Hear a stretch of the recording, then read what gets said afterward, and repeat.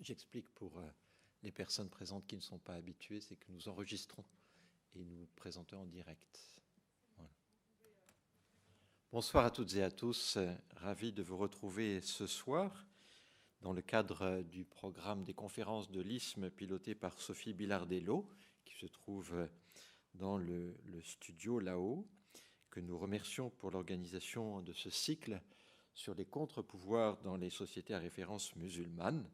Alors, est-ce que la Turquie est une société à référence musulmane? C'est une des questions que l'on pourra poser ce soir. Ce cycle a commencé il y a déjà 2 mois. Nous avons eu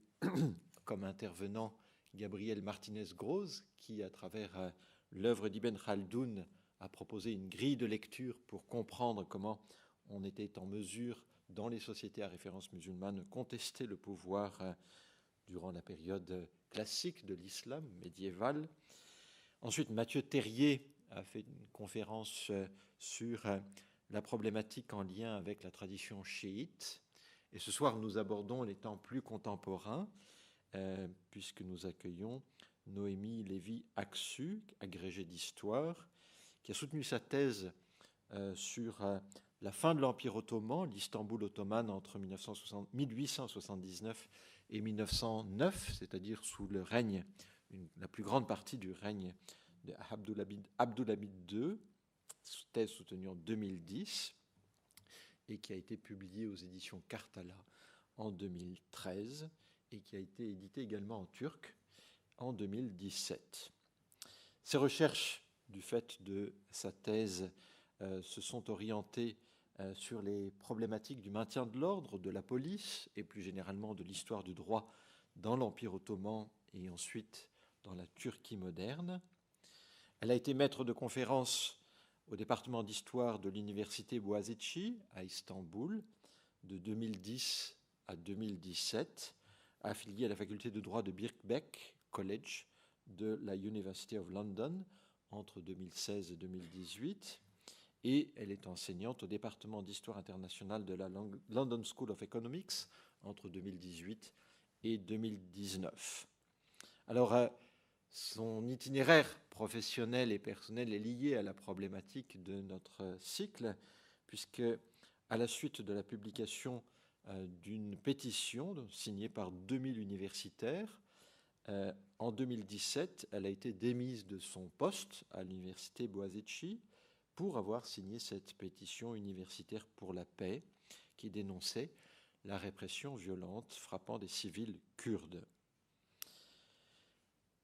Elle a été poursuivie pour cette raison, pour propagande, je cite, terroriste, et elle a été condamnée, puis ensuite acquittée sur décision de la Cour constitutionnelle turque. Depuis cette date, depuis 2017,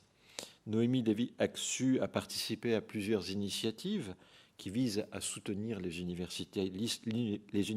licenciés et également les structures alternatives qu'ils ont créées en Turquie pour continuer de produire des savoirs, transmettre des savoirs également hors du cadre universitaire, et l'intervention de ce soir portera précisément sur cette thématique. Elle est l'une des cofondatrices du Center for Democracy and Peace Research, qui est établi à Londres, et elle a coordonné en 2019 et 2020 un programme visant à renforcer les capacités de 8 initiatives créées par des universitaires pour la paix en Turquie. Depuis 2020, Noémie Lévy-Aksu est chercheuse et coordinatrice de projet au Centre Vérité, Justice, Mémoire, Hafiza Merkezi, à Istanbul. Le titre de sa conférence, Production et transmission de savoir en dehors du cadre universitaire dans la Turquie d'aujourd'hui,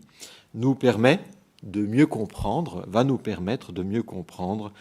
ce qui se joue dans ce champ qui est particulièrement important pour comprendre la force ou la faiblesse, la fragilité de certains contre-pouvoirs. Cette conférence n'aurait pas pu avoir lieu sans le soutien et le partenariat que nous avons avec nos amis de la Bulac, et je salue ces personnes, en particulier M. Maxime Ruscio, qui est présent derrière le pupitre et qui nous permet d'avoir une diffusion en direct et puis ensuite de pouvoir retrouver les conférences sur la plateforme YouTube. Je vous souhaite une bonne soirée. Je cède la parole à ma collègue et je la remercie encore pour son intervention. Merci beaucoup pour cette introduction et surtout pour votre invitation. Et donc merci à tous les organisateurs et merci aussi au public qui a bravé la pluie et la pandémie pour venir ce soir. Juste une petite parenthèse par rapport à votre introduction. C'est vrai que je n'ai pas beaucoup, j'avoue ne pas avoir beaucoup réfléchi sur le thème des régimes à référence musulmane, et ça serait plutôt une question que j'aurais à vous poser, à vous les organisateurs, puisque c'est pas une terminologie que j'emploierais forcément.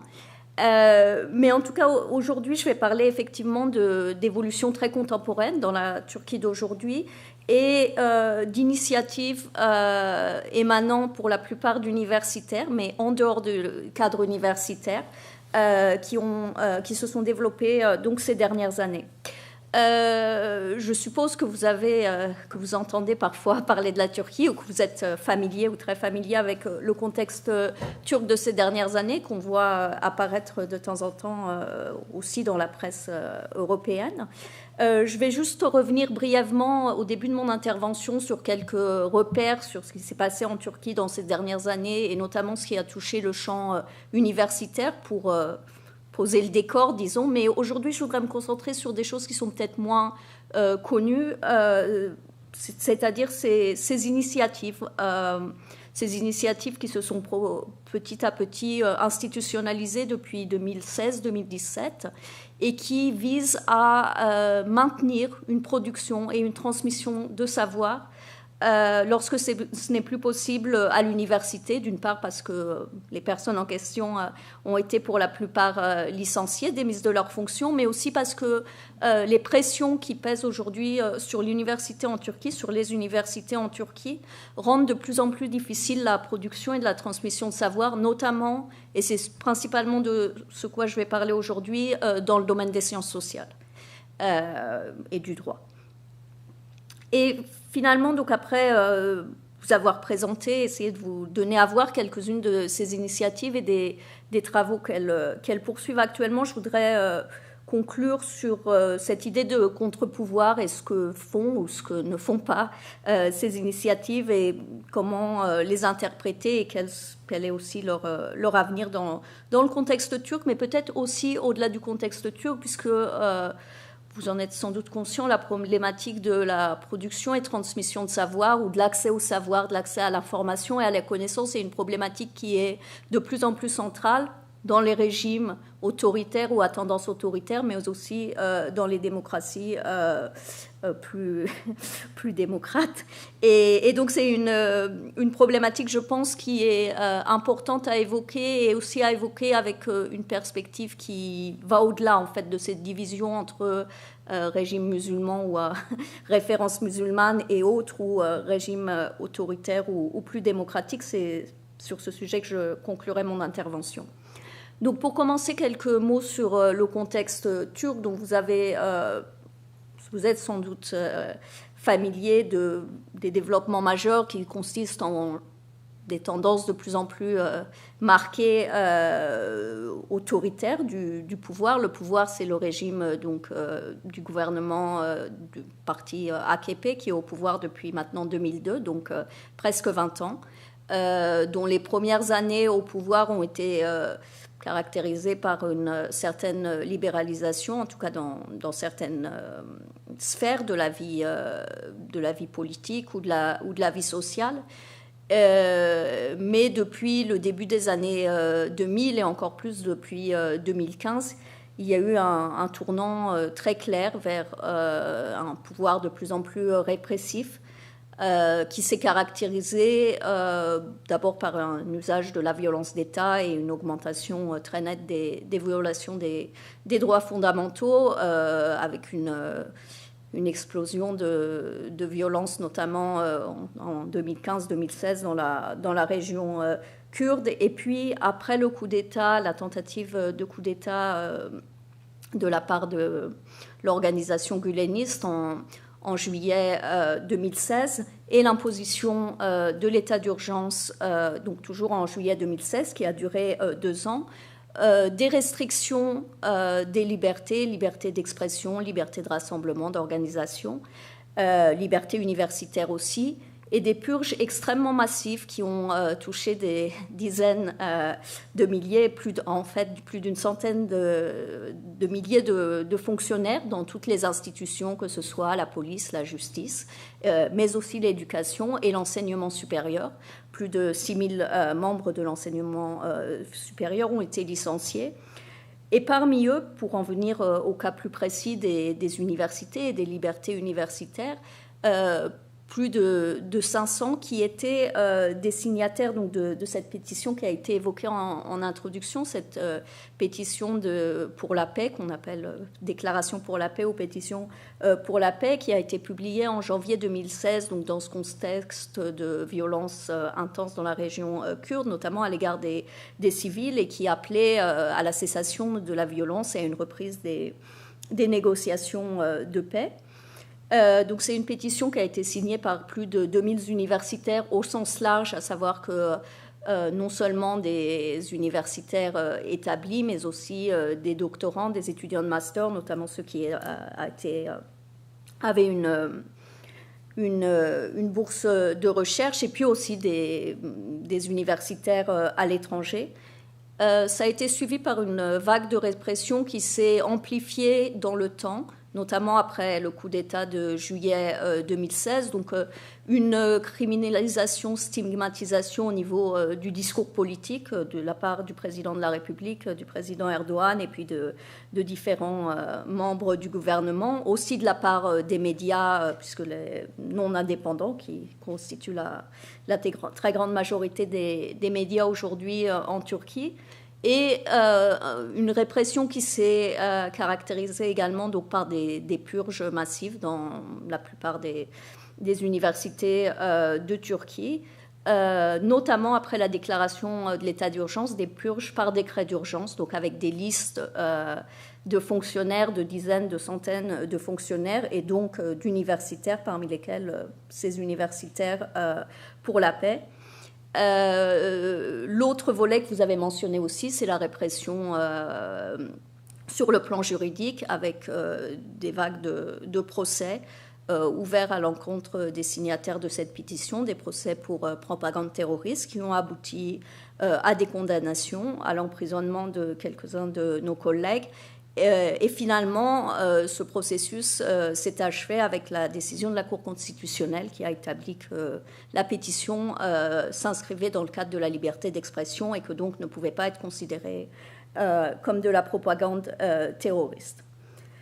Parallèlement à ça, et peut-être pour compléter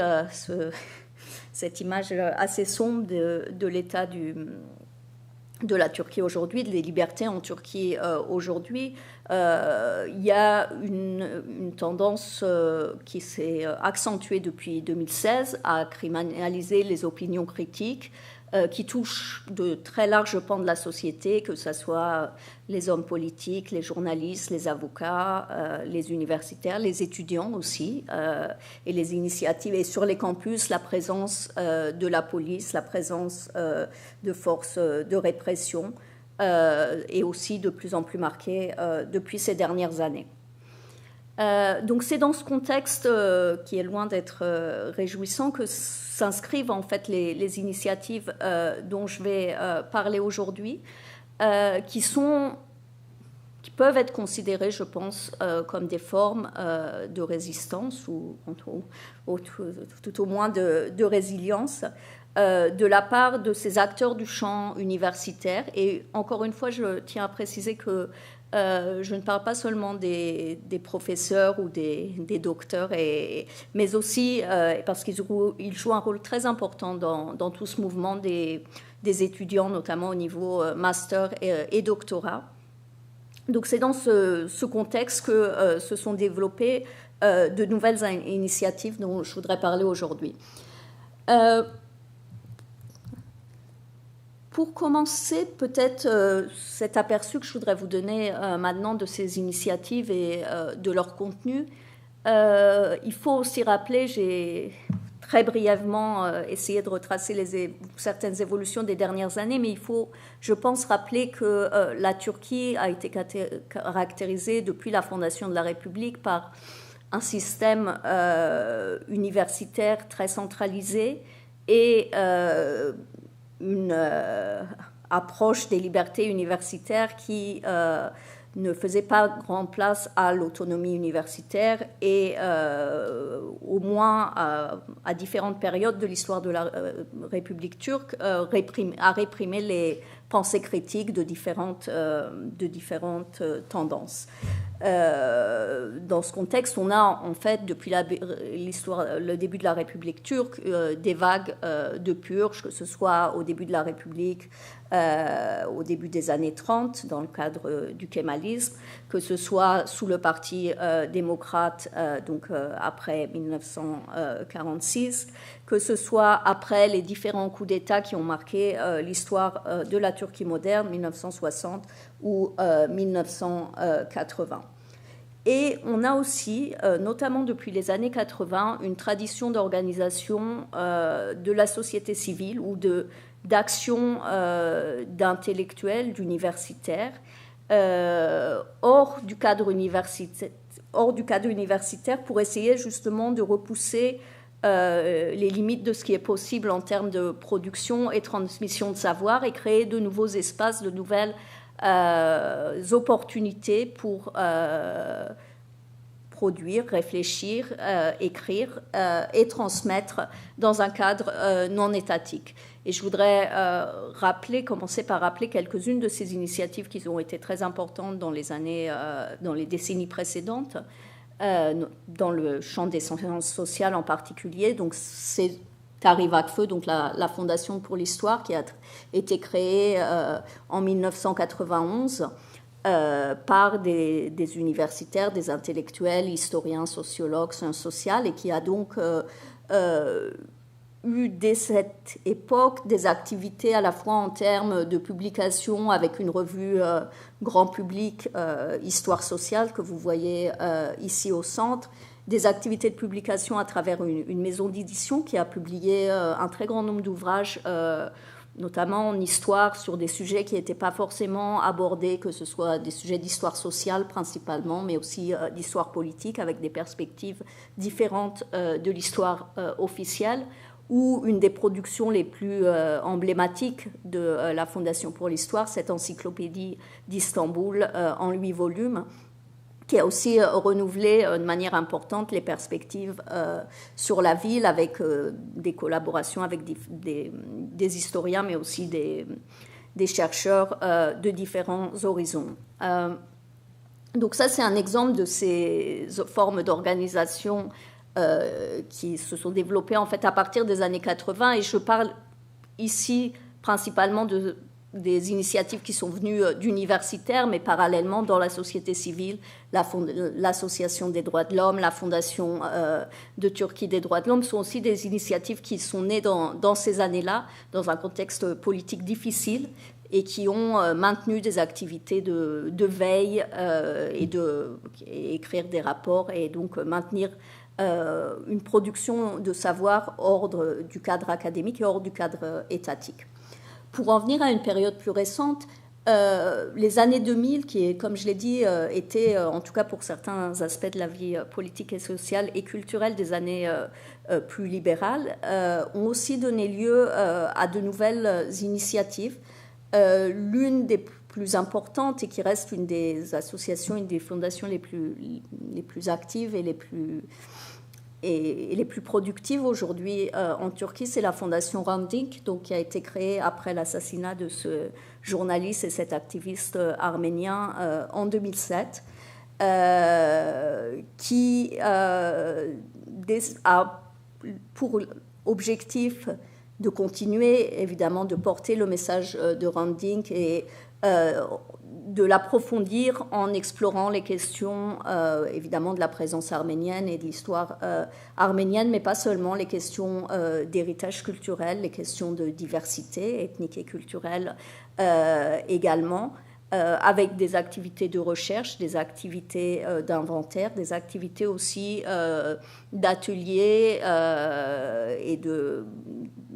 programmes à destination des jeunes. Également des tentatives de rapprochement entre la Turquie et l'Arménie avec des programmes d'échange. Et la photo ici, c'est un lieu qui a ouvert beaucoup plus récemment, donc c'est le lieu 23,5. C'est un lieu de mémoire qui est situé dans les locaux du journal Agos, qui était donc le journal de Hrant Dink, et où on a une réflexion très intéressante à la fois sur Hrant Dink lui-même, sa vie et ses activités, mais aussi plus largement sur le contexte politique de l'époque et Agos et les discours qui ont accompagné cette publication arménienne. Et donc c'est un exemple assez intéressant et extrêmement vivant et dynamique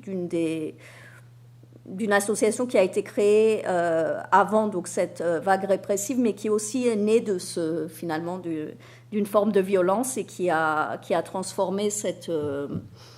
assassinat en une raison aussi de poursuivre et de maintenir une activité de recherche et un activisme de la mémoire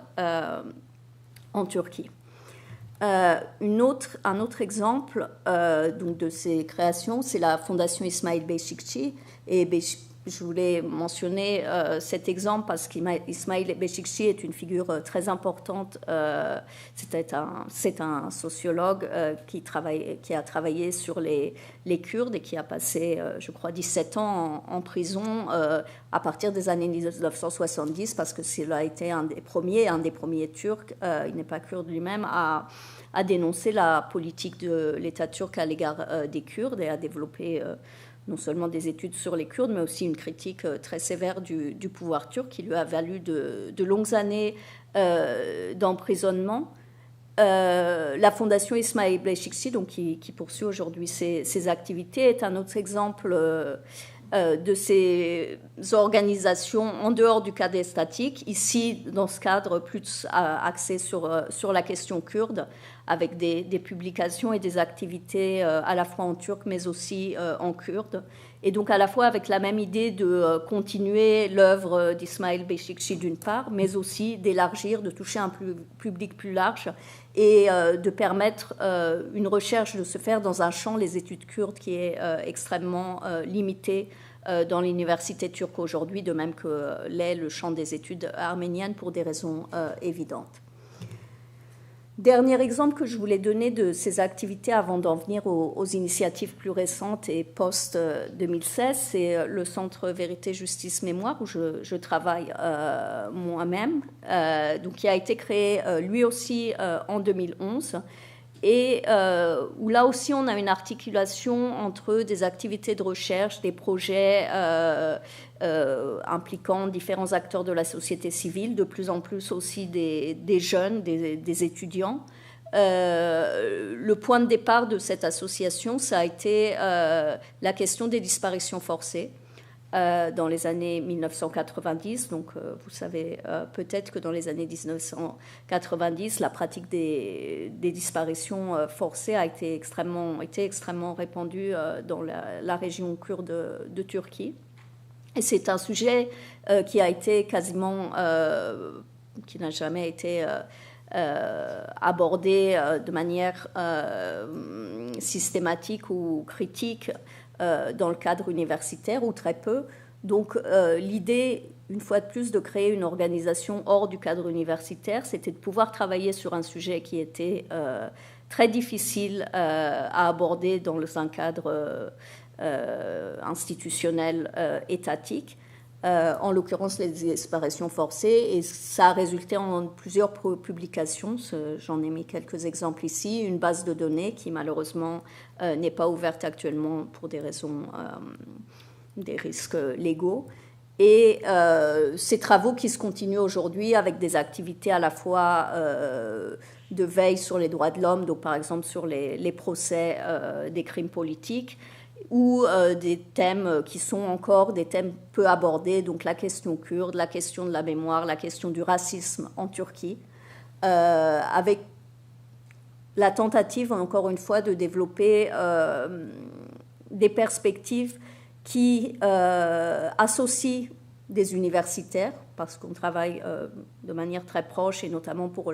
les travaux de recherche et de rapport avec des universitaires, notamment des universitaires licenciés, mais aussi travailler avec des gens du monde du droit, des avocats et différents acteurs de la société civile pour essayer de porter ces travaux et de les transmettre à différents un public différent, qu'il s'agisse de praticiens du droit, qu'il s'agisse d'acteurs de la société civile ou d'universitaires en Turquie ou à l'étranger. Donc ça, ce sont des initiatives qui ont précédé les vagues de purge, et je voulais les rappeler parce que je pense que pour comprendre l'éclosion de ces initiatives universitaires alternatives après 2016, il faut prendre en compte le caractère extrêmement dynamique de la société civile dans les années 2000 et au début des années 2010. Et donc un vivier existant sur lequel se sont greffées donc, de nouvelles initiatives, partiellement d'ailleurs avec le soutien d'initiatives existantes. C'est le cas du premier exemple que je voulais mentionner, la Fondation des droits de l'homme de Turquie, donc, qui est normalement une fondation spécialisée dans le domaine de la torture, qui a développé une branche spécialisée à Izmir, donc ils ont appelé TIV Academy, et qui est composée presque exclusivement d'universitaires qui ont été licenciés, qui sont signataires de la pétition, et qui travaillent donc sur les questions de liberté universitaire, de droits de l'homme, et donc dans un cadre à la fois turc, mais au-delà, et dans une perspective assez critique, avec donc des activités de recherche, des colloques internationaux, et une tentative de poursuivre finalement. La plupart de ces membres sont issus soit des disciplines du droit, de la philosophie, des sciences sociales, de poursuivre dans ce cadre avec le soutien d'une organisation qui est bien établie dans le paysage de la société civile turque, la Fondation des droits de l'homme. La question des droits de l'homme, elle est évidemment centrale au sein des activités de ces différentes initiatives universitaires. D'une part parce qu'elles sont nées de cette violation des libertés universitaires, mais plus largement de la liberté d'expression, et puis aussi parce que, comme je l'ai dit, la plupart des signataires de la pétition qui se sont impliqués dans ces initiatives avaient précédemment des intérêts de recherche qui touchaient directement ou indirectement à la question des droits. C'est le cas aussi de l'École des droits de l'homme qui s'est créée à Ankara, avec là un autre modèle. Il s'agissait en fait d'un centre des droits de l'homme qui était intégré au sein de l'université Ankara, qui a été fermé au moment de l'état d'urgence. Les membres de l'université ont été démis pour avoir signé la pétition pour la paix. Et ils ont recréé en fait cette structure, ce centre de recherche universitaire, en dehors du cadre universitaire, avec des activités, là encore, de recherche et d'enseignement. Vous voyez le terme école, qui est l'un des termes qu'utilisent ces initiatives. On a le terme école, on a le terme académie, qui montre bien en fait cette volonté d'établir une continuité avec un cadre d'enseignement et de recherche, et de continuer d'une manière ou d'une autre des activités de transmission et de production des savoirs. Donc là, dans le cadre de l'Insana Claro Okulu, on a de l'École des droits de l'homme, on a des activités centrées de nouveau sur les libertés universitaires. Plus récemment, un blog sur la question des droits de l'homme, mais au sens plus large, et puis des écoles d'été, des écoles d'hiver, des séminaires ouverts à un public plus large que le public étudiant, donc avec l'idée d'ouvrir la transmission des savoirs à des catégories qui n'étaient pas forcément celles des étudiants de l'université.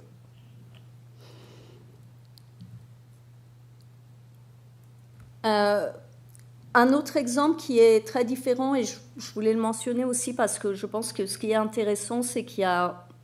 parmi ces initiatives des différences très importantes à la fois d'objectifs, de nature, et aussi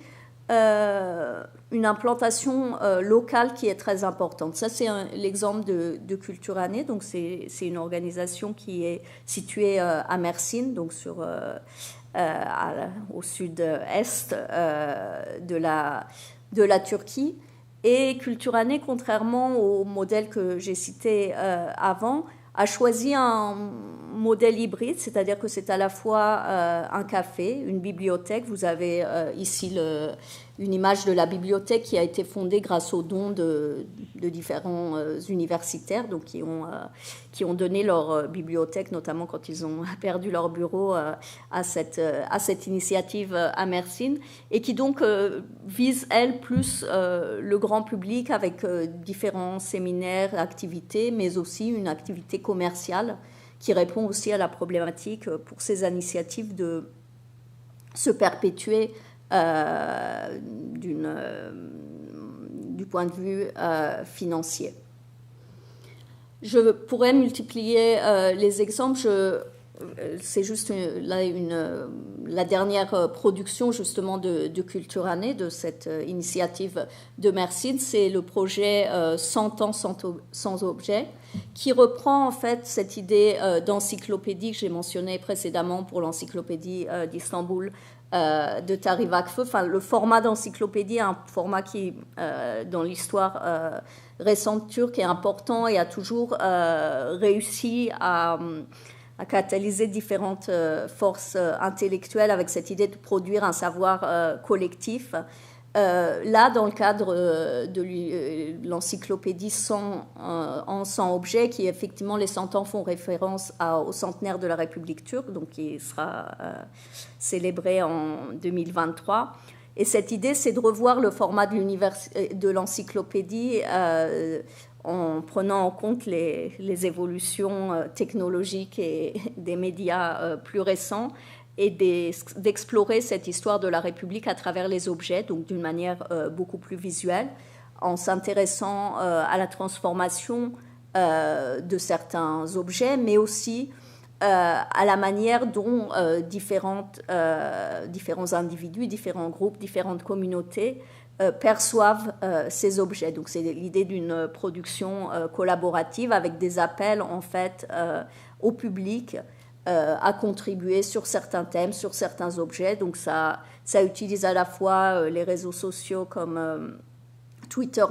Instagram, ça utilise un site internet qui a vocation à reproduire pour certains de ces aspects l'expérience Wikipédia à ce thème, avec un appel à des contributions, et puis un volet plus scientifique où des spécialistes écriront pour 100 objets, 100 de ces objets, une notice qui sera plus une notice qui prendra en compte à la fois les différentes contributions, mais qui aussi visera à synthétiser et offrir quelque chose plus scientifique. Donc la tentative en fait d'articuler différents niveaux de discours, de savoir, et pour s'adresser en fait à différents publics, que ce soit un public plus d'étudiants, de chercheurs intéressés dans l'histoire turque et dans des approches plus par la culture matérielle, mais aussi un public plus large qui serait plus disponible et disposé à utiliser les réseaux sociaux et à entrer par des voies dérobées dans une autre approche de l'histoire turque, qui est une approche à travers ces objets. Donc c'est un projet qui est en cours, qui devrait être finalisé avant 2023, en tout cas pour les premières versions, J'ai mis dans toutes ces références, en fait, j'ai aussi mis des références au site internet. Certains sont également en anglais, donc si vous souhaitez en savoir plus, vous pouvez vous référer à ces différents sites internet. Et une des raisons pour lesquelles j'ai aussi indiqué les adresses internet, c'est que toutes ces initiatives font évidemment un usage massif du monde digital, que ce soit site internet, réseaux sociaux, soit parce qu'elles n'ont pas de lieu propre, ou parce que quand elles ont des lieux propres, d'une part, la pandémie qui a touché tous, mais aussi c'est une manière de toucher un public beaucoup plus large. Comme j'ai dit, ces initiatives, il en existe dans d'autres villes de Turquie, que ce soit Izmir, Ankara, Kocaeli. Il serait difficile aujourd'hui de donner un panorama exhaustif de ces différentes organisations et de ce qu'elles font. Je voudrais simplement essayer de synthétiser un peu à la fois les défis et les points communs de ces différentes initiatives.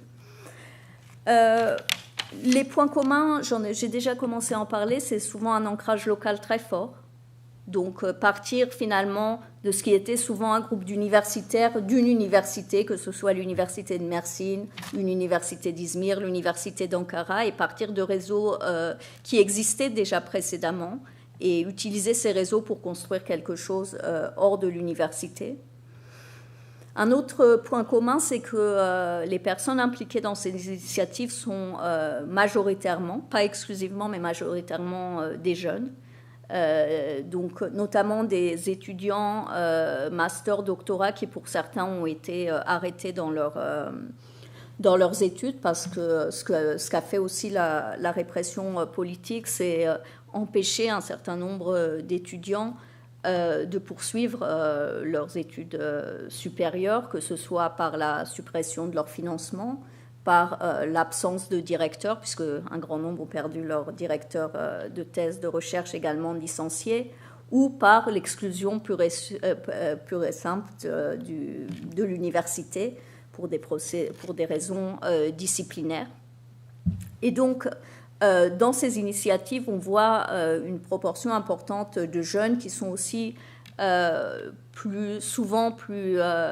flexibles et plus à même de s'adapter au langage, au format que c'est la société civile ou les organisations de société civile et les financements imposent. Un autre point commun de la plupart de ces initiatives, c'est qu'elles sont soutenues par des donneurs de fonds qui sont destinés à la société civile, qui sont quasiment uniquement implantés à l'extérieur de Turquie, que ce soit l'Union européenne, que ce soit des fondations en Europe ou aux États-Unis, ou que ce soit les consulats et ambassades de pays étrangers impliqués en Turquie. Donc ce sont des financements qui sont transparents et déclarés. C'est important, je pense, parce que c'est un signe que la question de la production et de la transmission des savoirs est considérée de plus en plus comme une partie intégrante de la lutte pour la démocratie, pour la défense des droits de l'homme. Ce n'était pas forcément le cas il y a quelques années, et même juste après la signature de la pétition et le début des purges des universitaires. Il était finalement assez difficile de transmettre cette idée que des universitaires où la production de savoir devait être considérée comme une partie intégrante de cette défense de la démocratie ou des droits de l'homme que soutiennent donc les fonds en question ou les donneurs de fonds en question. Je pense que le contexte turc de ce point de vue-là était important pour que les choses changent. Et un autre facteur a été évidemment que parallèlement au même moment dans le monde, que ce soit en Hongrie, au Brésil, en Inde ou d'autres pays, on a vu des problématiques très similaires d'attaque des libertés universitaires, d'attaque des universitaires eux-mêmes, de criminalisation, de fermeture d'établissements, qui ont contribué finalement de différentes parties du monde à renforcer ce message qu'il fallait soutenir ces initiatives, qu'il fallait soutenir d'autres lieux, d'autres espaces de production des savoirs que le monde universitaire dans ces pays où les libertés universitaires étaient en danger. Le pendant plus négatif de cet aspect, donc ces initiatives ont été soutenues par donc des fonds de défense de la démocratie et des droits de l'homme. Évidemment, ça signifie que les activités en question ont dû être d'une manière ou d'une autre attachées à ces problématiques de démocratie et droits de l'homme. C'est-à-dire que si vous êtes un biologiste ou si vous êtes quelqu'un qui travaille en histoire médiévale ou en métaphysique, il n'est pas forcément facile de trouver votre place dans ce genre de projets ou d'initiatives qui doivent toujours d'une manière ou d'une autre se rattacher à un monde concret, à une problématique des droits, à une problématique de liberté ou une contribution directe ou en tout cas évidente du point de vue du donneur de fonds à la lutte pour la démocratie. C'est une vraie limite de toutes ces initiatives. Aujourd'hui, comme j'ai dit, je parle principalement des sciences sociales, mais il est beaucoup plus difficile pour des universitaires dans d'autres domaines de s'y retrouver et d'y trouver leur place. Un autre pendant négatif, c'est l'absence de soutien, de reconnaissance de la part du monde de l'enseignement supérieur, à la fois en Turquie et en dehors de la Turquie. En Turquie, c'est assez peu surprenant vu l'état malheureusement des universités actuellement et le niveau de répression, de censure, mais aussi d'autocensure au sein du monde universitaire actuel en Turquie, qui rend les collaborations avec les universités turques, entre ces initiatives alternatives et les universités turques, quasiment impossibles et dans les faits inexistantes. Quelques individus qui restent, quelques universitaires qui restent dans certaines universités y participent, les soutiennent, mais ce sont des cas vraiment très isolés et en général, on observe vraiment une rupture très très forte entre le monde universitaire et ces organisations qui sont de plus en plus intégrées dans le monde de la société civile, mais exclues du champ de la recherche. Ce qui est plus préoccupant et peut-être moins évident, c'est l'absence de reconnaissance de ces initiatives de la part du monde de l'enseignement supérieur hors de Turquie, à l'étranger, alors que, comme je l'ai dit, donc des fondations, des organismes de recherche, l'Union européenne a soutenu ces organisations comme organisation de la société civile. Les recherches de collaboration, de coopération avec des établissements d'enseignement supérieur en Europe ou ailleurs, se sont le plus souvent soldées par des échecs, parce que les coopérations universitaires considèrent encore le cadre universitaire comme une donnée de base. Donc que ce soit les questions de financement, que ce soit les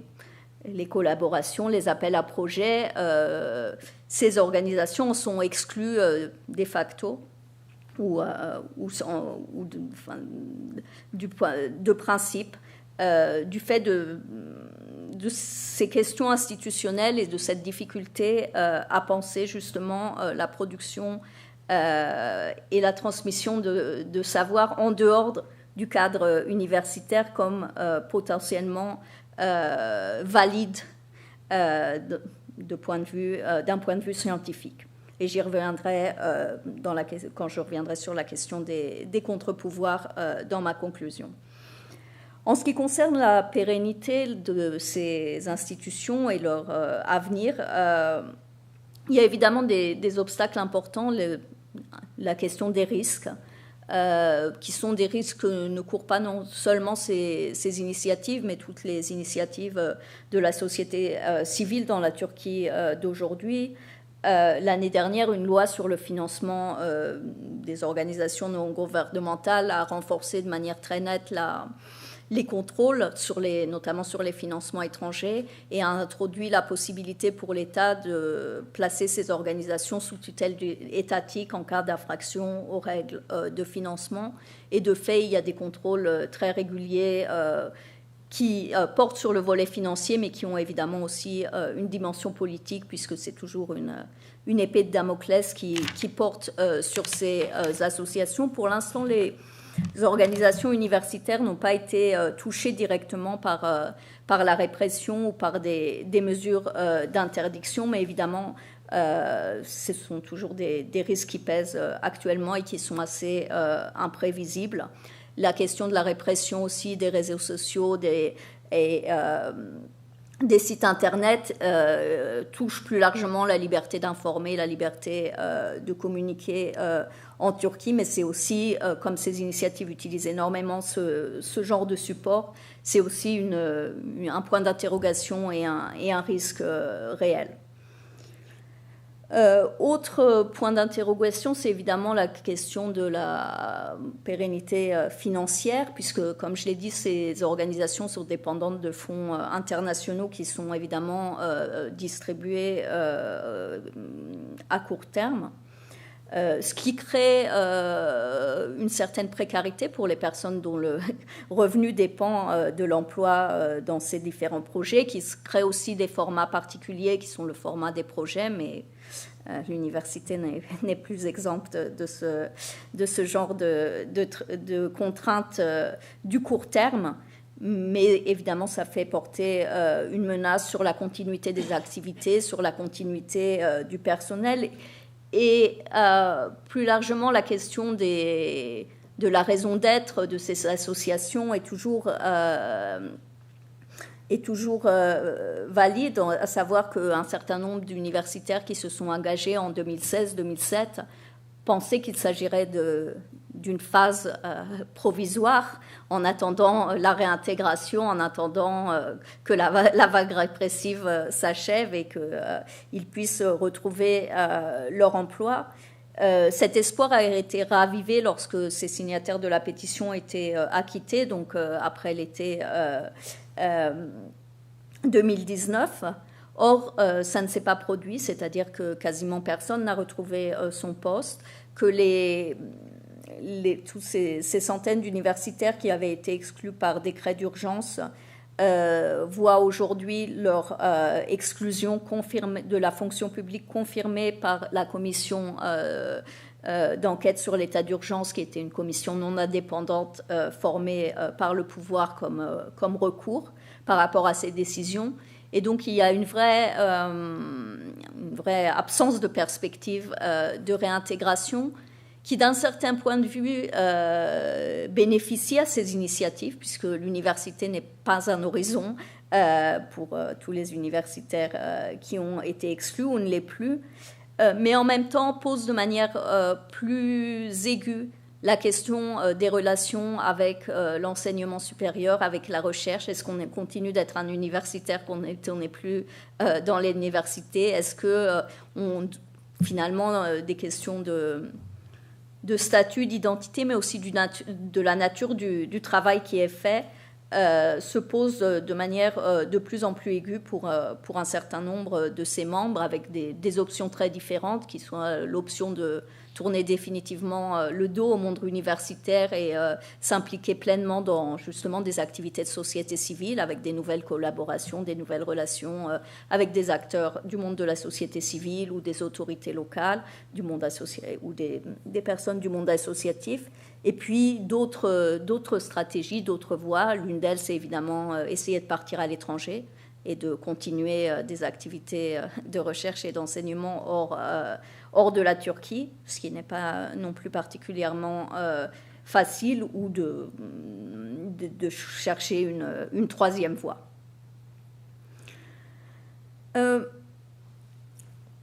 Donc ça, ce sont je pense, des problématiques ou des questions qui touchent plus ou moins toutes ces initiatives et qui posent des questions sur leur avenir. Je voudrais revenir maintenant sur, finalement, pour conclure et peut-être élargir un peu la réflexion sur la question des contre-pouvoirs, donc, qui est au centre de cette série. Est-ce qu'on peut considérer ces initiatives comme des contre-pouvoirs, ou quel est leur sens dans la Turquie d'aujourd'hui, mais peut-être aussi plus largement au-delà de la Turquie? Alors, une des questions, évidemment, c'est la question de la réception du public de ces initiatives, ou comme on dit beaucoup dans le jargon de la société civile, de l'impact. Quand vous voyez, vous avez peut-être regardé quelques-unes des illustrations que j'avais suivies, où on voit sur les réseaux sociaux ou les sites internet le nombre de visiteurs ou de vues, qui est un indicateur quantitatif pour évaluer. Et en général, on voit qu'en ce qui concerne effectivement le public qui visite ces sites internet ou qui interagit, on est au mieux à quelques milliers de personnes dans le meilleur cas, donc ça touche un public assez réduit, et qui est évidemment un public en général qui est déjà politiquement ouvert, enfin dans une opposition politique au régime en place, et en recherche de nouveaux espaces de contestation ou d'échange et de dialogue. Ce que font ces initiatives, donc d'un point de vue quantitatif, c'est assez marginal et pas représentatif d'une société turque dans son ensemble. Je pense que la raison pour laquelle ces initiatives sont importantes, c'est d'abord et principalement qu'elles portent un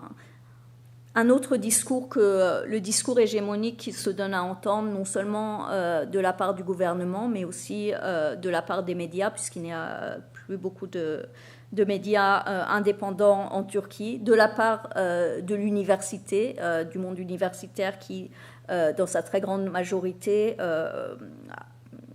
manque d'une perspective critique, notamment sur les sujets en débat. Et ça se fait de plusieurs manières. Ça se fait à travers la collecte de données, cette question de l'accès à la formation, de l'accès aux statistiques. Donc ça se fait beaucoup, les exemples dont j'ai montré, notamment de la Fondation des droits de l'homme, donc cette académie et l'école des droits de l'homme. Donc le simple fait de finalement rassembler des données, des faits, des statistiques, que ce soit sur les violations de la liberté d'expression, que ce soit sur d'autres formes d'atteinte aux droits de l'homme, c'est très important parce que ces données sont peu accessibles, voire pas accessibles, ne sont pas fournies par les institutions étatiques et ne sont surtout pas analysées. Donc cette idée de rassembler des données et d'offrir une analyse critique de ces données est centrale, et je pense que c'est un des acquis principaux de ces nouvelles organisations que font aussi des organisations plus anciennes comme celle dont je fais partie aujourd'hui, suivre des procès, suivre l'évolution des atteintes aux droits de l'homme. C'est un aspect crucial et qui permet de créer des savoirs en relation donc, avec cette collecte de données. Un autre aspect important de ces initiatives, c'est d'offrir à un public plus large des perspectives critiques sur un certain nombre de questions très, très actuelles en Turquie. Donc j'ai ici donné l'exemple du projet monocritique, donc qui est mené par l'association d'Izmir, donc des universitaires d'Izmir. Et c'est un projet qui lui a choisi, par exemple, le format vidéo qui part de rapports, en fait, qui ont été produits par des organisations de la société civile et qui essayent de transformer, en fait, des rapports écrits et souvent pas forcément faciles d'accès pour un grand public en vidéo et en un format plus accessible avec des entretiens avec ces auteurs de rapports et cette idée de faciliter l'accès à l'information avec des nouveaux formats tout en impliquant des chercheurs, des universitaires, donc des personnes qui ont quand même une expertise dans le domaine et qui peuvent introduire des nuances critiques. C'est aussi l'occasion et un autre aspect très important, donc outre la collecte de données, outre ce travail de vulgarisation qui est fait de manière critique, c'est aussi essayer d'explorer des aires de recherche qui sont soit inexistantes dans le monde universitaire actuellement, soit en danger ou attaquées. Là encore, un autre exemple qui provient d'Izmir, c'est le Centre pour le droit à la ville. Donc la notion de droit à la ville, qui est une notion qui est finalement assez récente dans l'histoire des droits de l'homme, pas seulement en Turquie. Mais ici, l'idée de cette initiative, c'est de se pencher donc sur cette question du droit de la ville avec une unité de recherche donc, qui travaille sur le terrain, sur la question des inégalités sociales et des défis principaux dans un quartier particulier de la ville d'Izmir. Et à partir de ce travail de recherche, essayer de développer en fait un programme d'éducation sur l'accès aux droits pour les citoyens et de favoriser des initiatives citoyennes sur certaines questions qui sont cruciales dans ces quartiers en lien avec le droit à la ville. Ça peut être le droit au logement, ça peut être la question de l'accès à l'éducation aussi. Donc il y a ce travail en collaboration très étroite et sur une ère de recherche ou sur une problématique qui est finalement très peu investie par le champ universitaire établi, aussi par les pouvoirs publics, mais qui suscite un intérêt de plus en plus important de certaines municipalités et de la société civile. Un autre exemple, et un exemple qui est encore plus évident peut-être, c'est la question du genre. Vous avez sans doute suivi que les études sur le genre et les droits des femmes sont particulièrement menacées dans la Turquie d'aujourd'hui. Donc la sortie de la Convention d'Istanbul a été emblématique d'un discours très, très réactionnaire de la part du pouvoir. Au niveau universitaire, ça se marque aussi par la fermeture d'un certain nombre de centres ou l'absence de financement pour les projets qui touchent aux questions du genre. Et une partie des universitaires licenciés étaient travaillés sur ces questions. Donc ce sont des questions de plus en plus difficiles à aborder à l'université et même dans la sphère publique, dans le contexte politique actuel. De fait, certaines de ces associations, de ces initiatives alternatives sont directement orientées sur la question du genre. Donc ça, c'est un exemple de l'association Aramızda, qui veut dire entre nous, et qui donne pour objectif de développer, de créer un nouvel espace en dehors de l'université sur les questions de genre, qui est un espace de recherche, mais aussi un espace d'enseignement, puisqu'ils organisent des workshops et essayent de développer certaines thématiques qui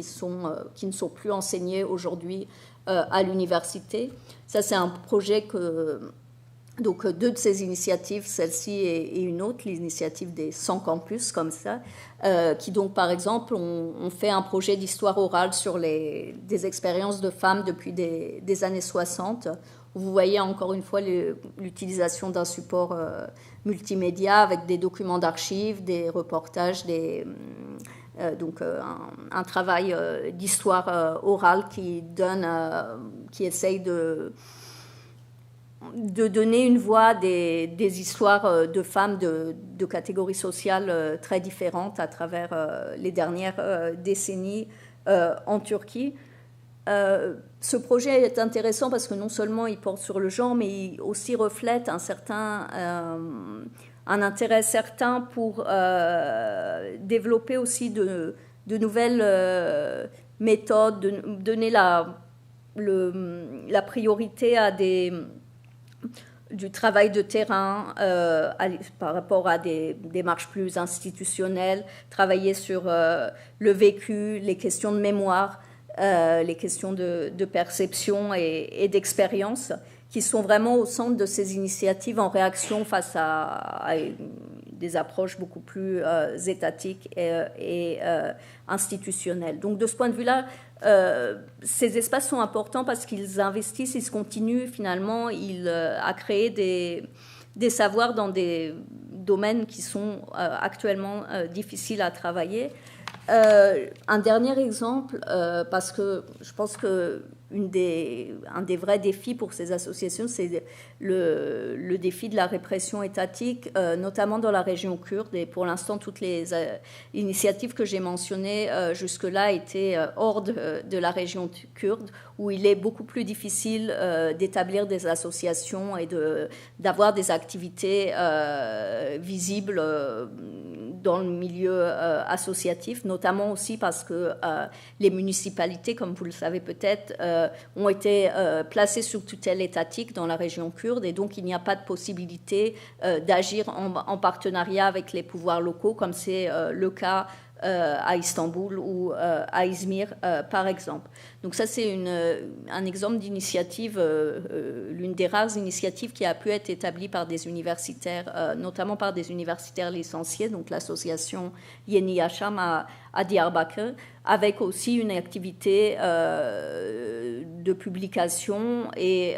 d'ateliers d'enseignement, partiellement en kurde, ce qui est aussi important politiquement et symboliquement. Et je pense que ce que font ces associations et ces initiatives, au-delà des savoirs produits et de cette évaluation un peu en termes de ce qui a été fait au terme de recherche, parce que celles-ci ont évidemment leurs limites, c'est créer ou maintenir des espaces d'échange et de discussion. C'est très important pour les universitaires eux-mêmes, mais aussi et particulièrement pour une population jeune, pour ces étudiants qui sont souvent laissés en dehors du système universitaire ou qui ne retrouvent pas dans le système universitaire un milieu où ils peuvent s'exprimer, partager ou poursuivre des initiatives. Et je pense que c'est en tant qu'espace de rencontre, d'échange, de contestation, de réflexion et de pensée critique que ces initiatives constituent vraiment des contre-pouvoirs. Plus largement, au-delà de la Turquie, ça sera ma conclusion, je pense que ces initiatives sont aussi utiles pour repenser le modèle universitaire. Alors évidemment en Turquie où ces limites sont assez évidentes, mais au-delà de la Turquie, de repenser la question des hiérarchies universitaires, de repenser la question de la fermeture du monde universitaire et des savoirs qui y sont produits ou transmis par rapport à un public plus large ou par rapport à d'autres initiatives de la société civile. Et je pense qu'un des grands enseignements finalement de ces initiatives, mais aussi d'initiatives similaires qui ont vu le jour dans différents pays ces dernières années face aux attaques contre les universitaires ou les libertés universitaires, c'est aussi d'essayer de développer cette idée d'autres formes de production et de transmission de savoir, d'autres formes de passage finalement entre le monde universitaire et le monde non universitaire, d'autres formes de solidarité enfin. Et je pense que ce qui déterminera finalement l'avenir de ces initiatives, ça sera principalement cette question des solidarités et de la reconnaissance en Turquie et au-delà de la Turquie, au sein de la société civile, mais aussi et surtout au sein du monde de l'enseignement supérieur. Et je pense que c'est un vrai défi et une question ouverte qui, j'espère, invitera aussi les acteurs de l'enseignement supérieur dans différents pays à réfléchir sur de nouvelles formes de coopération et d'approche. Merci.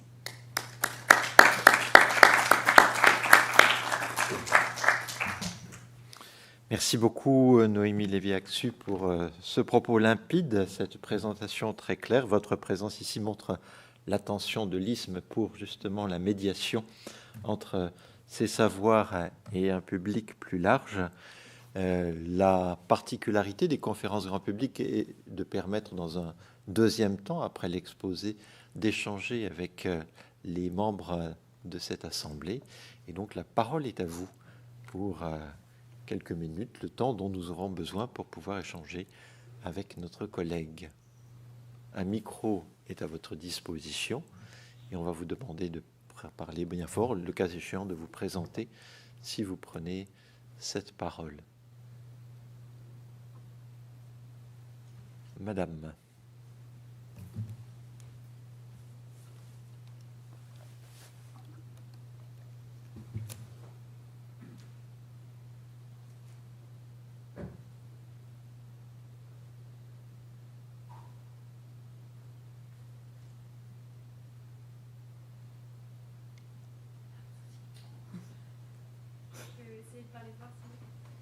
Peut-être enlever votre main pour qu'on entende. Bonsoir, merci beaucoup pour l'intervention. J'aimerais savoir si vous pouviez un petit peu parler du phénomène des nouvelles universités privées qui ouvrent notamment à Istanbul, il me semble aussi à Ankara, qui sont, si je ne me trompe pas, des universités notamment payées par des grandes fondations privées du gouvernement. Et en quoi est-ce que des contestations et de production d'un savoir contrôlé par le régime autoritaire et en quoi du coup ça c'est en lien avec la fermeture de la production de connaissances que vous avez abordée, s'il vous plaît. Merci. J'ai entendu, donc je peux répondre. Je pense donc sur la question des universités privées. En fait, c'est un phénomène qui commence déjà à dater, puisque les universités privées ont commencé à se multiplier en Turquie, principalement à partir des années 2000. Il y a vraiment différents profils d'universités privées en Turquie. Un profil qui constitue même aujourd'hui encore des espaces relativement plus libres que les universités étatiques. Donc je pense aux universités de Bilgi, Sabancı, Koç. Bon, il n'y en a pas énormément non plus. Mais effectivement, il y a quelques universités qui, du fait de leur statut privé, ont pu notamment protéger les universitaires contre les licenciements, ce qu'ont fait assez peu d'universités publiques, certaines aussi. Donc voilà, donc il y a quelques pôles qui sont en général de bonnes universités, des universités qui ont aussi des tendances plus libérales. Les universités privées, il faut aussi le dire, ont été assez fortement touchées par la répression au moment de l'état d'urgence. Il y a eu 15 universités qui ont été fermées. La raison pour laquelle elles ont été fermées, c'est qu'un grand nombre de ces universités étaient en fait affiliées directement ou indirectement à l'organisation guleniste, donc accusée d'avoir fomenté le coup d'État. Donc ça fait partie aussi de l'investissement de la sphère éducative par des gens qui effectivement dans les années 2000 étaient proches du pouvoir, mais qui à partir de 2016 étaient en revanche l'ennemi numéro 1 du pouvoir, d'où une certaine volatilité. Il y a eu un exemple plus récent d'université, l'université Şehir, qui avait été aussi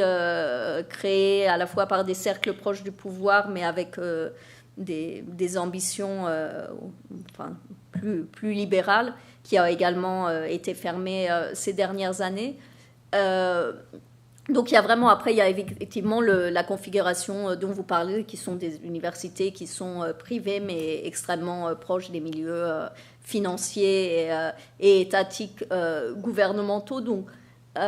c'est difficile d'avoir une évaluation généralisée. Il y a différents cas. Ce qu'on peut dire, c'est que le fait d'être privé ne signifie pas qu'on est indépendant ou qu'on échappe aux pressions du pouvoir. Ça, je pense que c'est la règle générale. Et deuxièmement, qu'il y a des configurations très différentes où effectivement le profil du créateur de l'université ou des donneurs de fonds a une influence assez forte sur la manière dont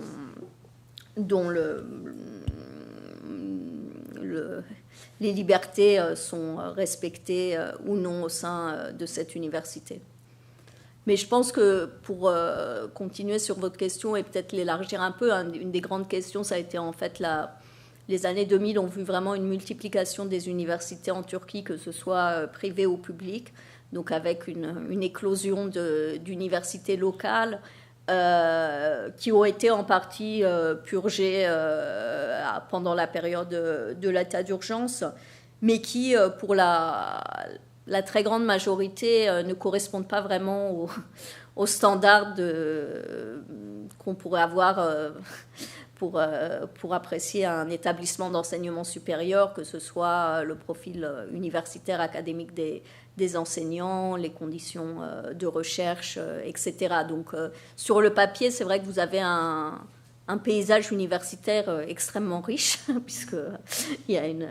prolifération d'universités. Dans les faits, leur contribution à la production, à la recherche ou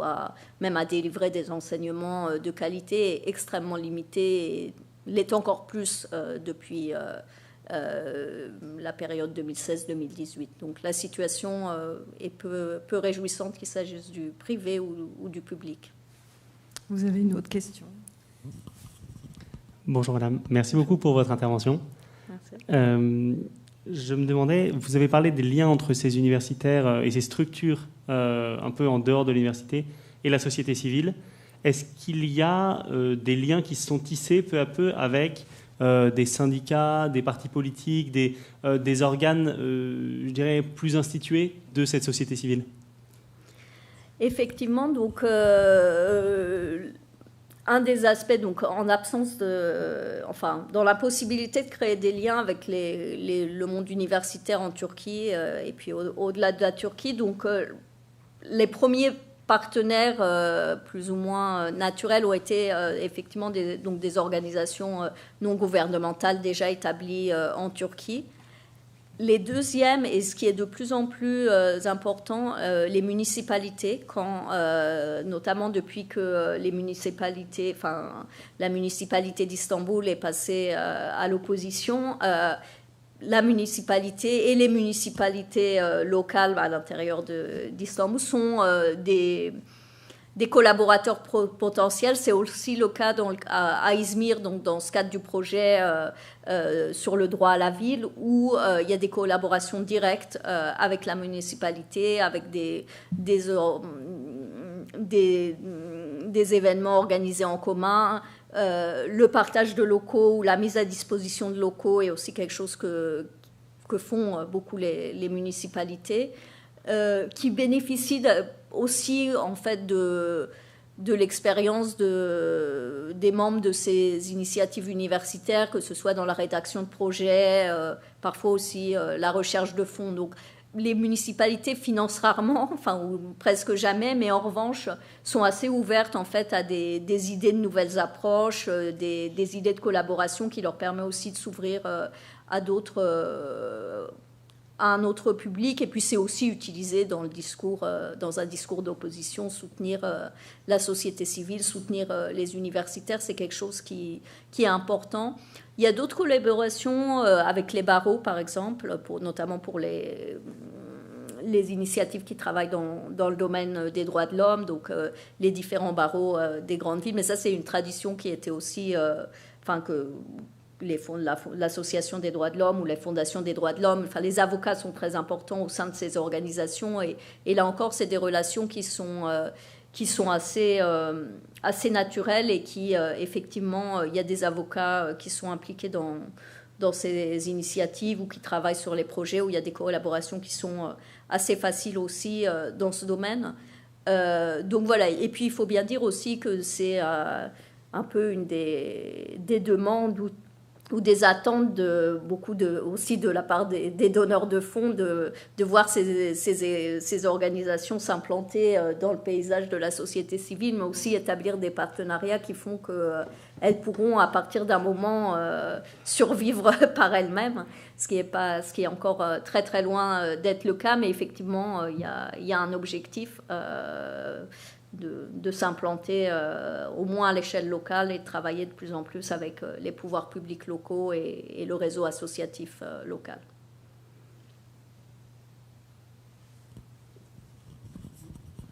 Oui, une question un peu plus concrète, puisque vous êtes parti, disons, essentiellement de ce groupe de signataires. Est-ce qu'on a une idée aujourd'hui combien ont retrouvé, disons, une situation, j'allais dire, professionnelle? Est-ce qu'on a un suivi de ces groupes-là? Tout à fait. Si vous êtes intéressé, d'ailleurs, il y a ce que j'ai mentionné, donc à la fois notamment la Fondation des droits de l'homme Académie, donc sur leur site internet, ils publient chaque année en novembre un état des lieux justement de la situation des universitaires. Donc leur nouveau rapport vient de sortir, il est traduit en anglais également. Alors la commission, donc comme je l'ai dit, de l'état d'urgence a mis très très longtemps à statuer sur le cas, puisque la plupart des licenciements ont lieu en 2016-2017, et les décisions viennent de tomber, sont en train de tomber en fait pour la plupart, et sont tous des rejets. Donc il y avait eu 1 ou 2 cas de réintégration il y a quelques mois, et le reste depuis, là, alors que les décisions tombent extrêmement régulièrement, c'est 100% de rejet, mais ce qui reflète plus largement le taux de révision de la commission en question, aussi pour les autres secteurs de la fonction publique. On a 98% de rejet sur les autres institutions aussi, donc c'est pas très surprenant, mais dans le cadre de ces signataires de la pétition, ça signifie que les recours sont désormais des recours alors devant la Cour constitutionnelle, mais surtout, en fait, l'espoir principal, c'est la Cour européenne des droits de l'homme, qui avait, dans un premier temps, rejeté les demandes, les requêtes, en motivant sa décision par le fait qu'elle considérait la commission d'enquête sur l'état d'urgence comme un recours valable, ce qui était un argument difficilement défendable, mais qui s'expliquait aussi par le fait qu'on parlait quand même de 120 000 licenciements, donc potentiellement amenés devant la Cour européenne des droits de l'homme. Donc là, maintenant que cette commission a livré ses décisions, il y a de nouveau la possibilité de retourner devant cette juridiction. Il y a une partie plus réduite des signataires de la pétition qui ont été licenciés par d'autres moyens. C'est mon cas, parce que je n'avais pas la nationalité turque à l'époque, donc j'ai été licenciée par une révocation de mon contrat, ce qui signifie que dans notre cas, on avait les voies de recours de la justice administrative, que j'ai par exemple utilisé dans mon cas. J'ai perdu le procès en première instance en appel, et depuis 2 ans et demi maintenant, 3 ans, pardon, ça fait 3 ans, le procès est devant le Conseil d'État. Et donc c'est une procédure qui est en cours, mais il est difficile de savoir les chances d'aboutir. Mais donc dans les faits, actuellement, les poursuites ont cessé, les poursuites criminelles, donc ça c'était quand même un aspect important de la répression, et avec la décision de la Cour constitutionnelle, ça a au moins mis fin à ces procès donc pour propagande terroriste. Mais en ce qui concerne la question de la réintégration, pour l'instant c'est au point mort, et c'est difficile d'imaginer une issue favorable dans un avenir proche. Donc ça fait plus de 500 personnes qui ont été licenciées et qui n'ont pas retrouvé leur poste.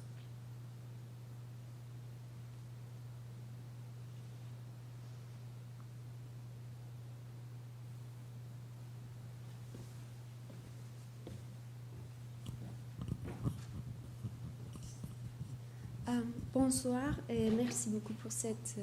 intervention. Ma question porte sur la résistance dans l'académie. Comme vous le savez, il semble qu'il y ait une grande résistance à l'université Boğaziçi aujourd'hui. Mais la première vague de cette résistance a commencé avec votre licenciement de l'université en mars 2017. Si l'on compare avec aujourd'hui, peut-on dire qu'il y a eu suffisamment de résistance contre votre licenciement de l'université à cette époque-là? Merci beaucoup pour cette question, et un sujet que j'évite en général d'aborder, donc je vais répondre quand même. Donc c'est vrai que l'université, donc ce qui se passe actuellement à l'université Boğaziçi est effectivement fortement médiatisé, notamment à l'étranger, parce que l'université Boğaziçi, dont j'étais donc membre jusqu'à 2017, est effectivement une université un peu à part, où l'était dans le paysage universitaire turc. C'est l'ancienne université américaine qui avait été nationalisée en 1971 et qui a toujours une tradition d'autonomie, d'indépendance et d'excellence, et une réputation d'excellence. Et je pense que, et c'est aussi pour ajouter, l'université, une des universités qui héberge le plus de signataires de la pétition, donc entre 80 et 100 signataires. Donc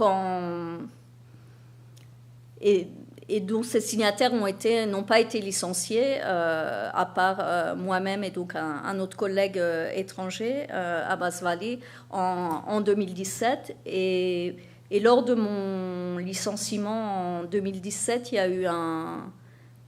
mouvement étudiant sur le campus, qui pour moi en tout cas avait beaucoup de sens. Mais à l'époque, le recteur de l'époque n'avait pas été élu, puisqu'un des aspects des attaques contre les libertés universitaires en Turquie, ça a été de supprimer l'élection des recteurs et à partir de la fin de 2016. Et donc le recteur de Boğaziçi, comme le recteur des autres universités, est désormais nommé directement par Ankara, le président, en coopération avec le Conseil de l'enseignement supérieur. Donc en 2017, à Boğaziçi, il y avait déjà un contexte qui était en fait un contexte de pression grandissante du pouvoir et en fait de suppression de l'autonomie universitaire. Un contexte aussi répressif qui peut-être a été moins mise en évidence ou moins observée qu'ailleurs, puisque on a vu finalement cette image que la plupart quasiment tous les signataires de la pétition avaient été épargnés, donc cette idée que Boğaziçi finalement passerait entre les gouttes et réussirait à préserver son identité, ce qui en fait n'était pas vrai très tôt, puisque non seulement nous avons été licenciés, mon collègue et moi, mais aussi il y a eu des attaques de plus en plus fréquentes et de plus en plus violentes contre les initiatives étudiantes, contre les protestations, notamment en 2018 avec des violences et des cas de torture, la police étant appelée sur le campus à l'appel du recteur. Donc je pense qu'il y a une dégradation qui finalement n'était pas si surprenante que ça, vu que cette situation touchait tous les campus en Turquie, et c'était surprenant pour ceux qui pensaient que Boğaziçi réussirait à rester en dehors de cette vague de répression et que cette tradition de libéralisme ou d'autonomie pourrait être préservée. Ça n'a pas été le cas, et donc ce qu'on observe aujourd'hui, c'est qu'effectivement le nouveau recteur qui a été nommé de nouveau par le président est lui encore plus ouvertement hostile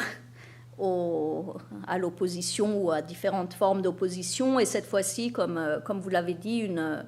un mouvement, une réaction beaucoup plus visible et de la part non seulement des étudiants, ce qui existait déjà avant, mais plus du corps enseignant, donc avec des manifestations assez symboliques et qui se poursuivent maintenant depuis plusieurs mois sans avoir réussi à empêcher les développements. Je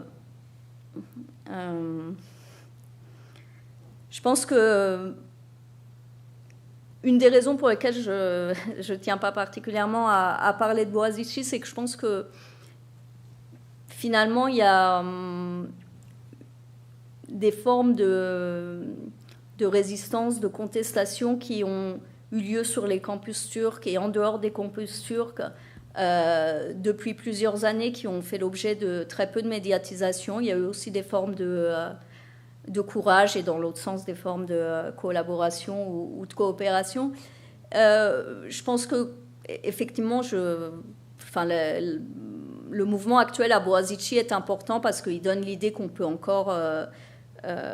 s'opposer, tenter une résistance face aux initiatives du pouvoir, mais je pense qu'il faut aussi le considérer dans le contexte plus large. Et il faut aussi le considérer, je pense, du point de vue non seulement de la résistance des enseignants, mais aussi de la résistance des étudiants, parce que dans ce processus, ceux qui payent, qui continuent à payer le prix le plus lourd, ce sont les étudiants eux-mêmes, avec des emprisonnements, avec des violences policières, dont on ne parle pas forcément suffisamment, ou de manière pas forcément très équilibrée. Donc effectivement, nous suivons les développements à Boğaziçi, mais comme aussi quelque chose de plus large, le fait qu'il y ait des sphères de résistance, et c'est pas forcément les cas dont on parle le plus qui reflètent les cas les plus dramatiques, et les situations vraiment sur d'autres campus universitaires sont malheureusement encore moins enviables que la situation actuelle à Boğaziçi. Je pense qu'il faut le rappeler. Il faut rappeler aussi qu'il y a un très très grand nombre d'étudiants emprisonnés aujourd'hui avec des atteintes au droit à l'éducation évidemment, mais aussi aux libertés fondamentales. Donc voilà, Boğaziçi, oui, mais je pense qu'il y a un contexte général qui est vraiment, qui rend difficile, voire de plus en plus difficile de maintenir des activités au sein du champ universitaire, que ce soit au niveau de l'enseignement ou de la recherche.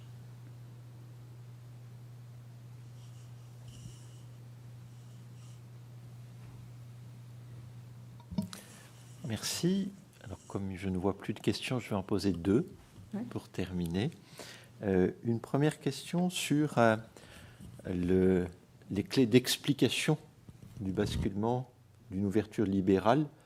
à une fermeture. Parce qu'on passe dans votre récit de ce moment d'ouverture au début des années 2000 et on a un moment de fermeture, mais sans explication précise. Le coup d'État ou la tentative de coup d'État et la répression apparaissant ou comme une cause ou comme un symptôme, mais on ne sait pas très bien. Donc, et c'est d'autant plus important que vous dites une partie des universitaires qui ont été déclassés, sortis de ce milieu académique, pensaient pouvoir retrouver leur poste, mais ils ne le retrouvent pas. Ça veut dire que leur analyse était mauvaise. C'est-à-dire, s'ils pensaient pouvoir retrouver leur poste, ça veut dire que le moment est beaucoup plus profond, ou le problème est beaucoup plus profond que simplement une question conjoncturelle. La deuxième question porte sur les soutiens de la diaspora turque en milieu européen et au-delà. Et puis, vous n'avez à aucun moment parlé du rôle de l'Allemagne en tant qu'État. Et donc, est-ce que l'Allemagne joue un rôle important ou ne joue pas du tout de rôle, justement, pour faire pression, pour permettre à ces universitaires qui ont été marginalisés, déclassés, de pouvoir temporairement retrouver des postes ou pas, du fait de la proximité et de la présence, de la proximité des liens entre l'Allemagne et la Turquie. Mais la question de la France se pose aussi. Sur la question d'ouverture-fermeture, j'essaie toujours d'ajouter des adjectifs qui nuancent le terme de libéralisation pour les années 2000, parce que c'était une libéralisation... J'ai repris vos termes. Partielle, comme j'avais dit, donc sous l'effet de différents facteurs, les relations avec l'Union européenne dans ces années-là étaient vraiment centrales dans un processus de réforme qui a été encouragé et financé par l'Union européenne dans ces années-là. Il y avait aussi un aspect tactique stratégique d'alliance politique à cette époque, notamment c'était une des grandes stratégies de l'organisation ou des réseaux gülenistes de jouer sur la fibre libérale et aussi avec une forme d'entrisme dans un certain nombre d'institutions qui permettait aussi de se débarrasser de membres plus proches de l'armée ou plus de l'institution, de l'establishment militaro-politique des décennies précédentes. Donc il y avait un côté effectivement qui venait partiellement de l'extérieur, de ce processus d'adhésion ou d'intégration dans l'Union européenne, et puis il y avait un côté d'alliance tactique, stratégique, qui serait un peu difficile de détailler, mais donc la fermeture, elle est un peu un résultat de la conjonction de différents facteurs, avec d'une part ce refroidissement des relations avec l'Union européenne et l'éloignement des perspectives d'intégration, l'échec du processus de paix avec les Kurdes et surtout la rupture du pouvoir avec la confrérie guleniste, qui a amené à une reconfiguration très importante du champ politique et finalement un retour avec des alliances beaucoup plus conservatrices, nationalistes et répressives, notamment après 2016. Donc c'est toujours effectivement, je pense que personne ne prévoyait dans les années 2000 ce qui allait se passer dans les années 2010. Après, il y avait un certain nombre de facteurs qui faisaient que cette libéralisation en elle-même était fragile, partielle et partiellement viciée dès le départ, parce qu'elle reposait aussi sur des alliances tactiques et stratégiques. En ce qui concerne la question de la diaspora, c'est vrai qu'aujourd'hui, je me suis concentrée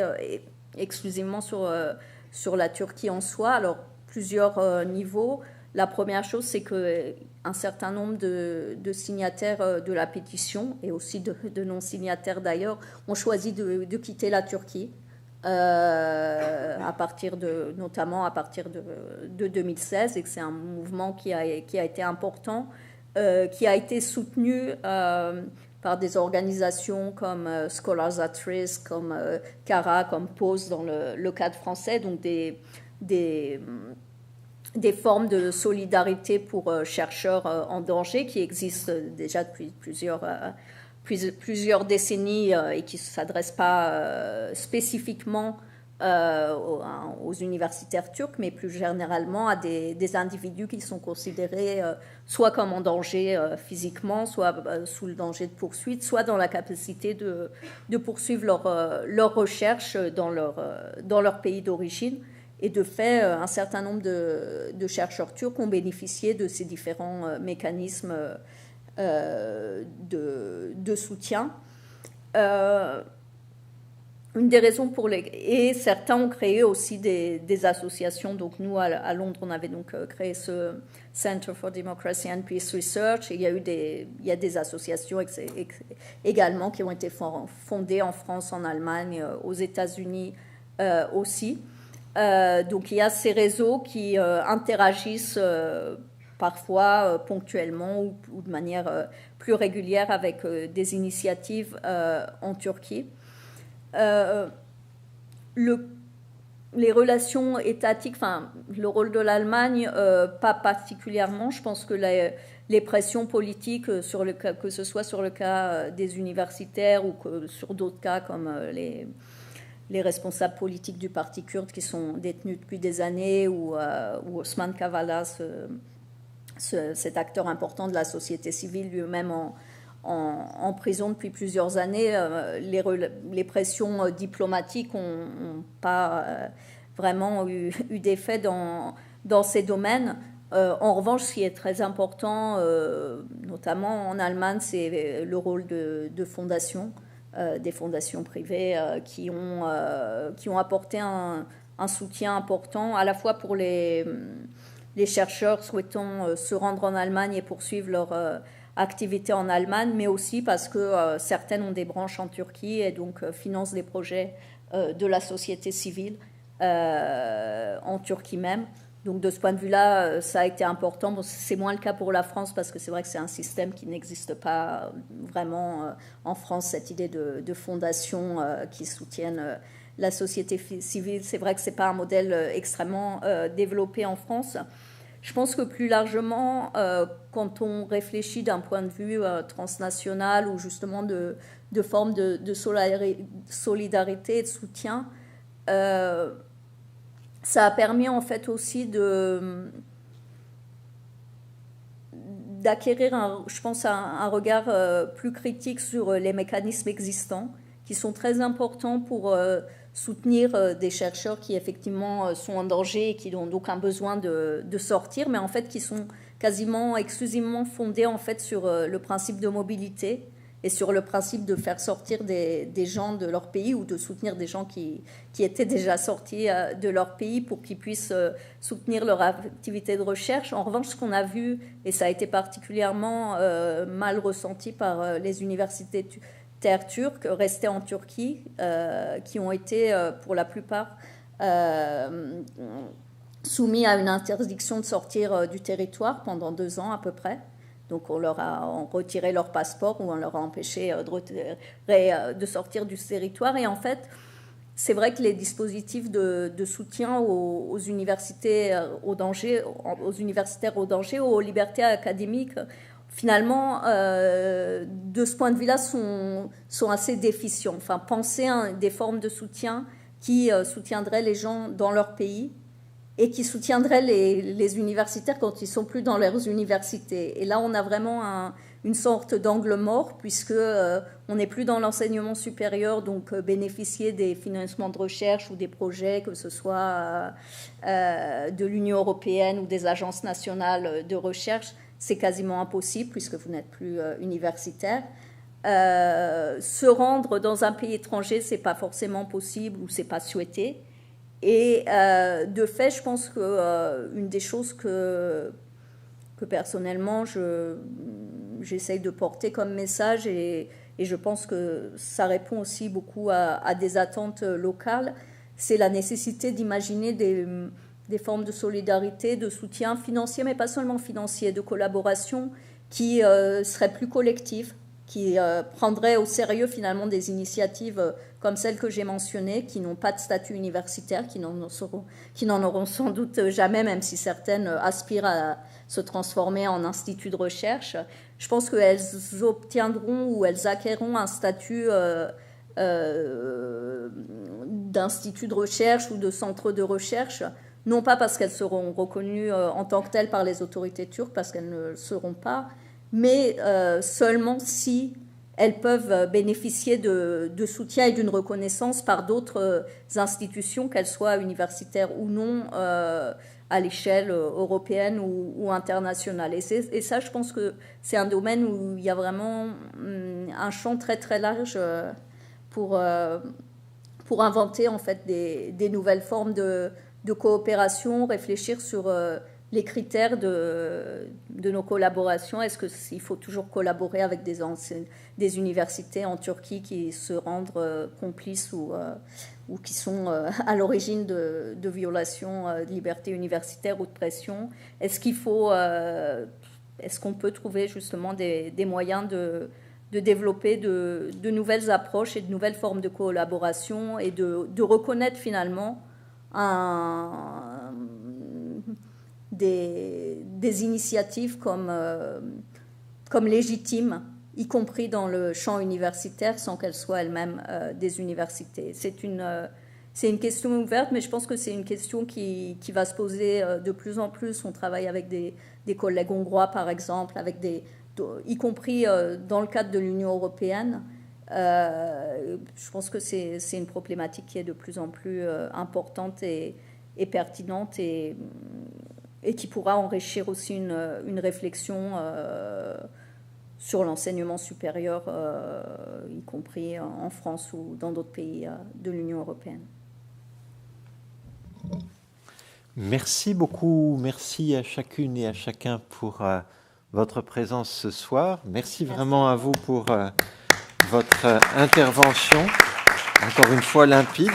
Le message a été reçu, je l'espère. Nous vous invitons à revenir en janvier pour la 4e conférence publique. Toutes les dates sont sur le site de l'ISM, 2IS2M, et vous allez conférence grande publique et vous aurez les dates jusqu'au mois de juin pour voir comment nous déroulons le programme qui est préparé, je l'ai dit en introduction, et accompagné par Sophie Bilardello. Merci à vous et bonne fin de soirée. Au revoir. Merci. À la technique également, à Monsieur Maxime Ruscio. Merci beaucoup.